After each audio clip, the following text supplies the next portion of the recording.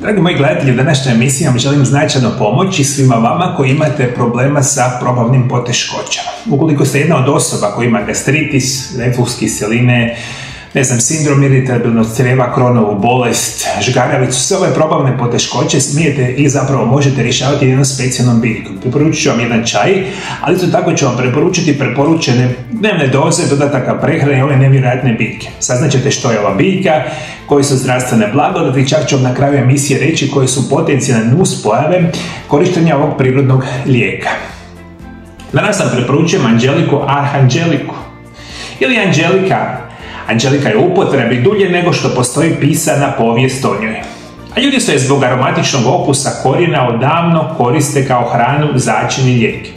Ime arhanđelika dolazi od grčke riječi arhanđelos, imena anđela Gabriela, koji je prema mitu otkrio njezinu upotrebu u medicini. Do nebeskih visina uzdigni su je svećenici i časne sestre u samostanima, je bila jedna od glavnih ljekovitih biljaka, uz miloduh, geraniju, hmelj, konopljiku, mažuran i mnoge druge biljke koje smiruju. U prilično burnom srednjem vijeku bila je prava privilegija imati smireni duh i probavu, a upravo su u toj povlastici uživali staleži samoga svećenstva. Jedna od onih interesantnih informacija, to sam govorio u mom videozapisu, o povijesti prirodnih lijekova. Tamo negdje u srednjem vijeku, u specijalnoj Europi, značajnu ulogu u korištenju prirodnih lijekova su preuzeli svećenici, časne sestre u samostanima.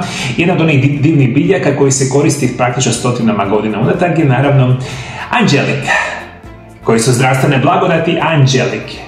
Drevna upotreba anđelike toliko je hvaljena kroz stoljeća, polako je zaboravljena. Danas je njezin korijen iznimna rijetka korist, a zamijenile su je biljke poput artičorke, gorkog pelina, paprene metvice, stolisnika i njemačke kamilice. Šteta, jer kombinacija djelovanja anđelike je nezamjenjiva. Biljka duguje i zapravo djeluje na zagrijavanje tijela, potiče apetit i smanjuje probavne poteškoće, poput nadutosti, žgaravice i gastritisa. Blagotvorna je za funkciju jetre, te smanjuje bolne menstruacije i predmenstruacijske tegobe. Ova biljka ima nevjerojatni broj zdravstvenih blagodati, sad ću vam reći malo kasnije naravno koje su druge, ali za ne bi bilo divno, dragi moji gledatelji, da popijete jedan čaj dnevno i da značajno smanjite probavne poteškoće, bez kemijskih sintetskih lijekova, na prirodan i siguran način. Nažalost, mi svi danas se liječimo kemijskim sintetskim lijekovima koji kompletno uništavaju naše zdravlje i veliki broj vas. I ajde, molim vas, ako se usudite, dole ispod videozapisa pišite svi koji imate probavne poteškoće. Dakle, gastritis, žgaravicu, refluks i slično. Da li vi pijete ikakve kemijske lijekove svaki dan i da li pijete ikakve kemijske sintetske lijekove za upravo vaše poteškoće? I možda što je još bitnije, ajde komentirajte dolje ispod videozapisa da li vam je ikada u životu i koji kemijski sintetski lijek pomogao ili zapravo nije i da ga morate skroz koristiti i da vam situacija nikad nije dobra. Biljka potiče bolju cirkulaciju, smanjuje glavobolje. Njezino umirujuće djelovanje na pluća i dekongestivna svojstva pomažu u liječenju mnogih bolesti poput astme, bronhitisa, prehlade, kašlja i gripe. Anđelika posjeduje dijaforetsko djelovanje, odnosno potiče znojenje, pomaže u liječenju visoke temperature i snižava temperaturu. Ublažava tjeskobu i djeluje protiv stresa, a čak ima i antikancerogena svojstva. Pomaže u prevenciji i liječenju ateroskleroze. Ova biljka će nam pomoći ukoliko imate artritske promjene te otekline, crvenilo bolnih zglobova. Ublažava upalu kod uganuća ili prijeloma te potiče zdravlje usne šupljine. Smanjuje rizik od gubitka kose i mnogo toga. I ovo sve što vam govorim svih ovih silnih godina, moji dragi gledatelji, je utemeljeno u znanstvenim studijima koje postoje stotinama godina, naravno unatrag, specijalno u ovo modernije vrijeme. Nekad su se ove ovakve vrste prirodnih lijekova i njihova znanja prenosili sa koljena na koljeno usmenom predajom, jer nije bilo puno pisanih dokaza. Međutim, ovo je jedna od divnih biljaka koja je prilično zaboravljena, a vi ju danas možete super jednostavno kupiti u dućanima zdrave hrane, a htio bih vam preporučiti koje su zapravo doze koje smijete koristiti. Kako koristiti ovu biljku? Osušeni list, 2 do 5 grama infuzijom 3 puta dnevno. Ekstrakt tekućine lista, 2 do 5 ml 3 puta dnevno. Tinktura lista, 2 do 5 ml 3 puta dnevno. Dnevna doza sušenog korijena 5 grama ili 1 do 2 grama infuzijom 3 puta dnevno. Ekstrakt korijena 2 do 5 ml 3 puta dnevno. tinktura korijena, 2 do 5 ml 3 puta dnevno. Čaj od Angelike pripremite oko pola čajne žličice korijena u prahu za svaku žlicu i šalicu vode. Kuhajte 10 do 15 minuta, procijedite i pijte jednu šalicu nakon obroka 1 do 3 puta dnevno. Za bolji okus u čaj smijete dodati sok od limuna i malo meda, što se uvijek divno slaže sa Angelikom. Angelika, sok od limuna, med. Moja preporuka je za moje pacijente najčešće da ovu vrstu čaja koriste jedno 15 dana zaredom sa 15 dana pauze.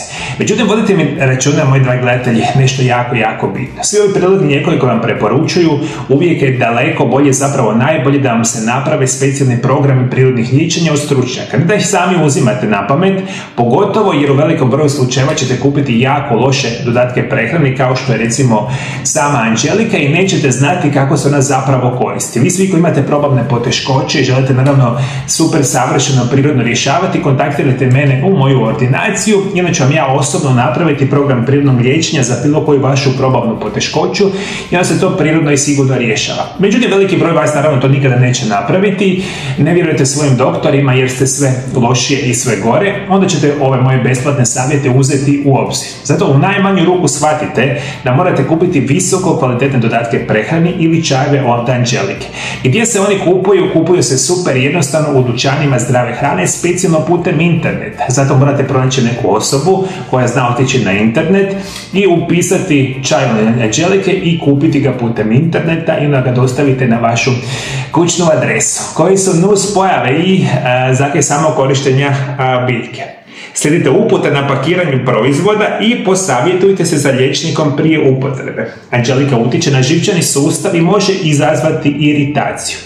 Nuspojave uzimanja preporučenih doza nisu dokazane. Ali konzumacija velike količine korijena ili esencijalnog ulja može biti toksična. Svježi korijen se smatra otrovnim, te se ne preporučuje sušenje prije upotrebe. Ne smije se davati pacijentima koji imaju sklonost dijabetesu jer uzrokuje povećanje šećera u urinu. Angeliku ne smiju koristiti trudnice ili dojilje. Izbjegajte korištenje Angelike istodobno s lijekovima koji razređuju krv. Ne smije se davati djeci mlađe od 2 godine. Žene koje imaju rak dojke ili bilo koje druge vrsta raka povezanog s hormonima također ne smiju koristiti ove dodatke prehrani. Zato vam treba stručna medicinska pomoć. Jer u najvećem broju slučajeva, 99% dakle, osoba neće imati nuspojave, ali onaj 1% osoba će imati vjerojatno nuspojave, a u najvećem broju slučajeva one dolaze radi lošeg, neumjerenog konzumiranja same biljke. Kao i bilo kojeg dodatka prehrani. Nešto još gore, vi ste enormno bolesni, po mom iskustvu znam sigurno da pijete velike količine kemijskih sintetskih lijekova svaki dan, mjesecima, godinama i vi ste tu sada gdje jeste, u izuzetno teškim bolestima, zatrovani kemikalijama koji vama praktično onemogućuju bilo kakvo normalno funkcioniranje samoga tijela. I u najvećem broju slučajeva pijeći jedan čaj, i ako imate kroničan gastritis, kronične probavne poteškoće, ne može vam specijalno puno pomoći, a specijalno ne odmah.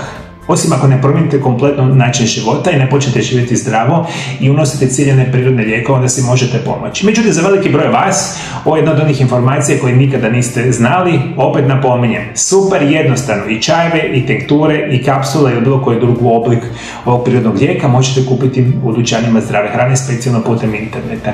I ovo je još jedno od mojih besplatnih, dragih preporuka svima vama. Ukoliko vam je ovaj video zapis pomogao, pomozite vi nekoj drugoj osobi tako što ćete ga ovaj video zapis podijeliti sa prijateljima, rodbini ili možda putem društvenih mreža. Jer jako je bitno da ove vrste informacija koje ja recimo vama dajem se šire putem interneta. Nažalost, situacije su jako loše, specijalno zadnju godinu dana. Praktično ove moje informacije koje ja dajem jako malo dolaze širjem svijeta, jer na sve načine se pokušava naravno spriječiti dotok informacija vezano za nutricionizam i prirodne lijekove. Jedina šansa da se išta pomogne ljudima je da ovakve videozapise vi podijelite. Najčešće ih nećete podijeliti i ovaj videozapis koji sam sad napravio, on će recimo u roku jednog dana u potpunosti nestati sa interneta, što je jako velika šteta. Moji dragi gledatelji, ima još puno informacija na mome kanalu vezano za gastritis, probavne poteškoće i slično. Ako hoćete još nešto saznati u vezi toga, pogledajte ovaj video zapis pored mene i kliknite na ovaj video ovdje. Hvala što me pratite, moji dragi gledatelji, pratite me i dalje. Do druge emisije, lijep i ugodan pozdrav.